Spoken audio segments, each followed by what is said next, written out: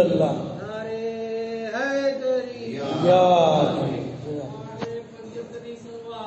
अल्लाहुम्मा सल्ली अला मुहम्मद वाले।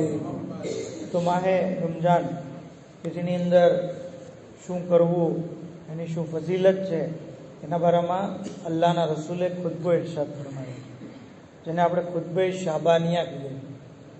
શાયદ આજના જુમ્માના ખુતબામાં પણ એના વિશે બયાન કરવામાં આવે, પણ એની અમુક હાઇલાઇટ, અમુક જે છે એ ચીજો છે એ બયાન કરી દો. અલ્લાહના રસૂલ ઇરશાદ ફરમાવે છે ખુતબાની અંદર કે અય્યુહન નાસ ઇન્નહુ કદ અકબલા ઇલૈકુમ શહરુલ્લાહ, બેશક તમારી નજદીક અલ્લાહનો મહિનો આવી ગયો. બિલ રહેમતે વલ મગફિરતે વલ બરકત, બરકત, રહેમત અને મગફિરત લઈ. આગળ ફરમાવે છે કે એ લોકો, આ મહિનાના દિવસો અય્યામહુ અફઝલુલ અય્યામી વ લયાલીહુ અફઝલુલ લયાલી વ સાઅતુહુ અફઝલુસ સાઅત. આ મહિનાના દિવસો દીગર મહિનાના દિવસો કરતા અફઝલ છે. આ મહિનાની રાત્રિઓ બીજા મહિનાની રાત્રિઓ કરતા અફઝલ છે. આ મહિનાની મિનિટો બીજા મહિનાની મિનિટો કરતા અફઝલ.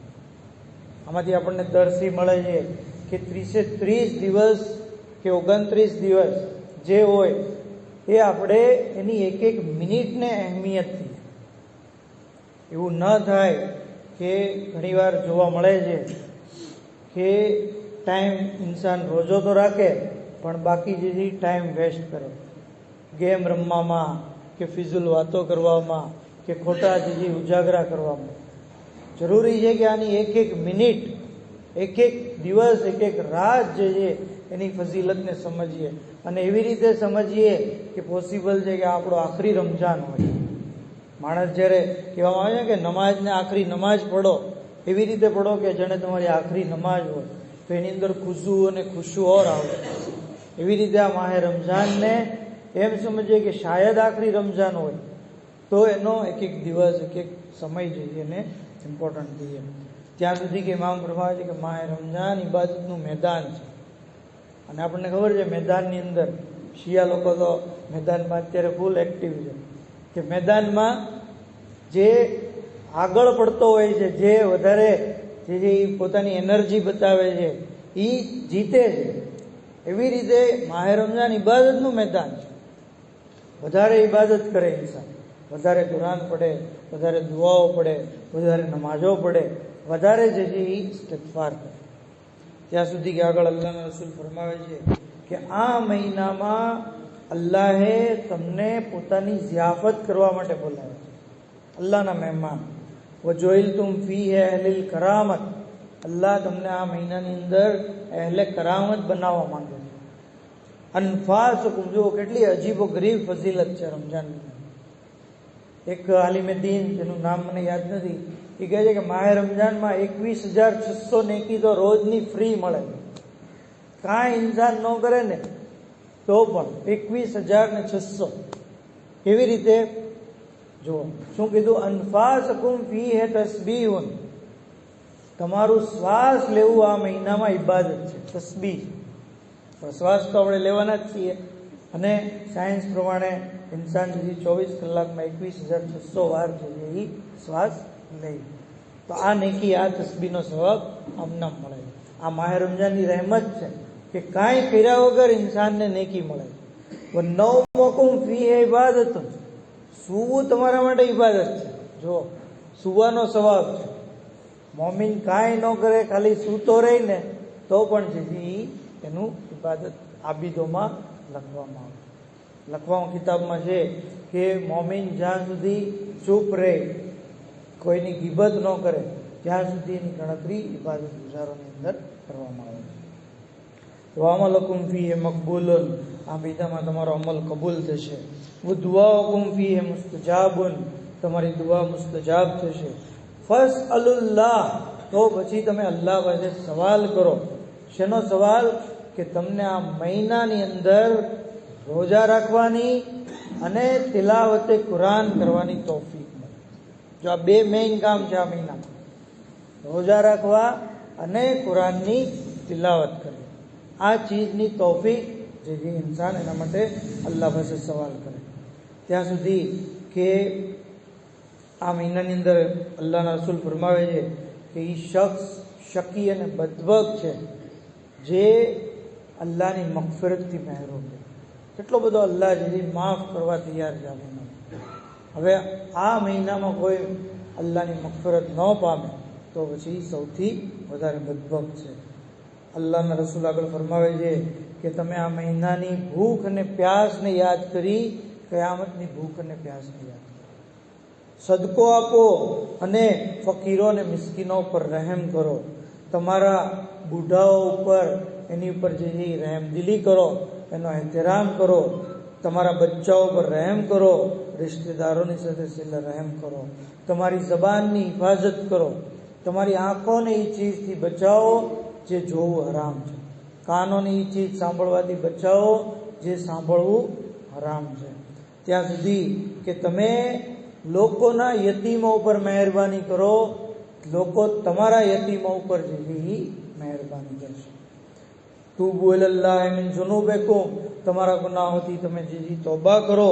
વરફઉ ઇલૈહી અયદીકુમ બિદ્દુઆ, દુઆ માટે તમારા હાથને બુલંદ કરો. જો આપણે દુઆનો અદબ છે. ઘણીવાર આપણે ચૂપચાપ આમનામ બેઠા બેઠા દુઆ માંગીએ. નહીં, હાથોને બુલંદ કરો. આ અલ્લાહને પસંદ છે. રફુલ યદૈન, હાથોને જે બુલંદ કરો. નમાજ બાદ દુઆ માટે હાથને ઊંચા કરો. અને કારણ કે આ એ સમય છે કે જ્યારે અલ્લાહ દુઆને રદ નથી કરતો. ત્યાં સુધી આગળ ફરમાવે છે કે અલ્લાહ આ સમયે રહેમતની નજરે જોવે છે. અલ્લાહ પસંદ કરે છે કે એની સાથે મુનાજાત કરવામાં આવે. કોઈ એની દુઆ માંગે તો એના માટે જે દુઆને મુસ્તજાબ કરે છે. યા અય્યુહન્નાસ ઇન્ના અનફુસકુમ મરહૂનતુન બિઅમાલિકુમ ફુક્કુહા બિઇસ્તિગફાર. તમારા નફ્સ છે એ તમારા અમાલના કારણે ગીરવી પડેલા છે. તમે ઇસ્તિગફાર થકી એને છોડાવો.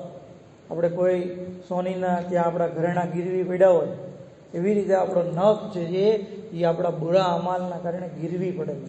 હવે એને જહન્નમની આગથી છોડાવવો હોય તો પછી ઇસ્તિગફાર કરો. આગળ ફરમાવે છે વઝુહુરુકુમ સકીલતુન મિન ઔઝારિકુમ, તમારી પીઠ તમારા ગુનાહોના લીધે જે ભારે થઈ છે, તમે એને હળવી કરો લાંબા સજદા કરી. તો શું શું કરવાનું છે? માહે રમઝાનની અંદર ઇસ્તિગફાર કરવાનો છે, વધારે સજદા કરવાના છે. આગળ ફરમાયું કે તમે જે છે એ અલ્લાહના રસૂલ આગળ ફરમાવે છે કે બેશક અલ્લાહે પોતાની ઇજ્જતની કસમ ખાઈને કીધું છે કે એ આ મહિનાની અંદર જે નમાઝી હશે, જે સજ્દો કરવાવાળો છે, એને હરગીઝ અઝાબ નહીં કરે. તો જરૂરી છે કે ઇન્સાન આ મહિનામાં નમાઝ અને સજદામાં વિતાવે.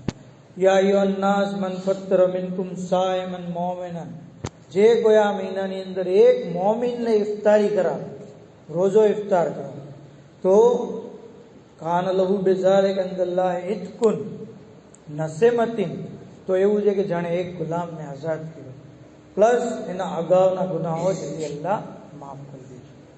તો લોકોએ પૂછ્યું, યા રસૂલલ્લાહ, અમે રોજો ઇફતાર કરવાની કુદરત નથી રાખતા. કહે છે કે તમે અડધી ખજૂર ખવડાવીને, એક ઘૂંટ પાણી પીવડાવીને તમારી જાતને જહન્નમની આગથી બચાવી. તો આ અડધી ખજૂરને એક ઘૂંટ પાણી એ લોકો માટે છે કે જે સાહેબે ઇખ્તિયાર ન હોય, સાહેબે કુદરત ન હોય. બાકી જે સાહેબે કુદરત હોય એ ખાલી એક ખજૂર ખવડાવીને રોજો ખોલાવે તો એને આ સવાબ નહીં મળે. પર મોહમ્મદ આલે મોહમ્મદ સલ્લલ્લાહુ અલૈહિ મોહમ્મદ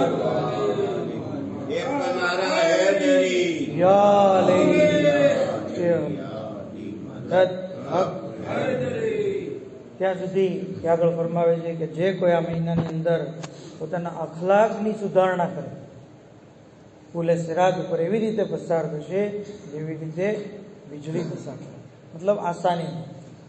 તો અખલાક, કારણ કે માહે રમજાનમાં જ તે ઘણીવાર માણસો શોર્ટ ટેમ્પર થઈ જાય. એક તો ભૂખનો ગલબો, પ્યાસનો ગલબો, અને એની અંદર જે માણસ જલ્દી ઉશ્કેરાય જાય, ગુસ્સે થઈ જાય. તો અખલાકનો મુજાહેરો માહે રમજાનની અંદર ઇન્સાન બેસ્ટ કરે. અને અખલાક હકીકતમાં કોને કહેવાય જાણવું હોય, દુઆએ મકારેમુલ અખલાક પડે. 20 નંબરની સહીફે સજ્જાદિયાની દુઆ, જેની અંદર આપણને ઇમામે બતાવ્યું કે મકારેમુલ અખલાક શું છે. આગળ અલ્લાહના રસૂલ ફરમાવે, પ્લસ આ મહિનાની અંદર આપણે ઇમામના, કારણ કે હજરતની એટલી બધી ફઝીલતો આપણે શાબાન મહિનામાં સાંભળી, અને ઝુહુરની વાત, આ બધી ચીજો આપણને બતાવે છે કે એ જરૂરી છે કે આપણે હજરત માટે દુઆ કરીએ. હજરતનો હક છે આપણી ઉપર કે આપણે એમના માટે દુઆ કરીએ. તો માહે રમઝાન બેસ્ટ મહિનો છે દુઆ કરવાનો.